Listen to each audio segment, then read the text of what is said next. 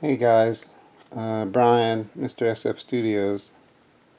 It's been a crazy week, with that whole submarine thing, and then to learn about how it was constructed. I, I, I feel bad for the people who went down in it and had successful trips. I feel bad for the people who died, and it just seems foolish, all of it. I mean, the passenger compartment was made of carbon fiber, a little cylinder, right? And for a scuba tank or something, that's probably fine because the pressure is inside and consistent, pushing outward. So as a bottle, carbon fiber is a good choice. It's lightweight, it can be durable. But for something that is handling pressure, that is squeezing on it and pushing down on it and flexing it, not such a good choice. Very unpredictable. And in the depths of the ocean where temperature changes happen and it gets cold and it warms up in the sunlight, and but then I learned today that not only was the passenger compartment made of carbon fiber, but the titanium ring, let's say this is the titanium ring, was glued to the carbon fiber. Because you can't bolt to composites or you'll crack the resin and damage the substrate of the carbon fiber. So basically they just put the glue on the carbon fiber and they push the titanium ring on. And the titanium ring is what the bolts went through to put the nose piece on and seal them in.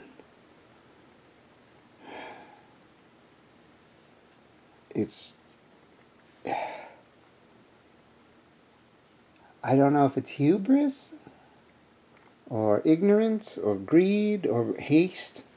People in a hurry to get down there to make a buck. But this could have been prevented. All of it could have been prevented. If they had just used a titanium cylinder, right, fully welded, then they would have lived. They would have gone down and come back. But carbon fiber, plastics, glass resins, fiber resins, what are we doing? How did this ever even happen? Now, I've worked with cars, and I've bonded fiberglass. Fiberglass is a resin, a hardener, and then you have the matte cloth. Here's some matte cloth, right? Carbon fiber is very similar, except these would be woven black carbon strands, which are even stronger than the brittle glass.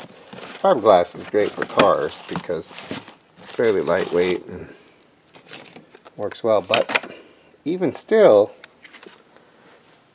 you would have to glue it to the titanium ring, right? And so that glue is not reliable. Not for life and death, not at high pressure, not down at the Titanic. Because you see, metal and a composite, like the plastic resins that are in carbon fiber, expand and contract at different rates. It's kind of what was wrong with the Vega, because the Vega had a cast iron head and an aluminum block, so they would expand and contract at different rates and chafe the head gasket. Well, in your passenger compartment, the last thing you want is for the little plastic cylinder to be chafing the head gasket, right? chafing that glue. So this scoop is made of fiberglass, and I bonded it to this steel about 18 years ago with the best 3M adhesive like they use on Corvettes to hook up the Corvette body to the metal frame. But even still, over hot summers and cold winters, it has expanded and contracted and cracked away from the steel.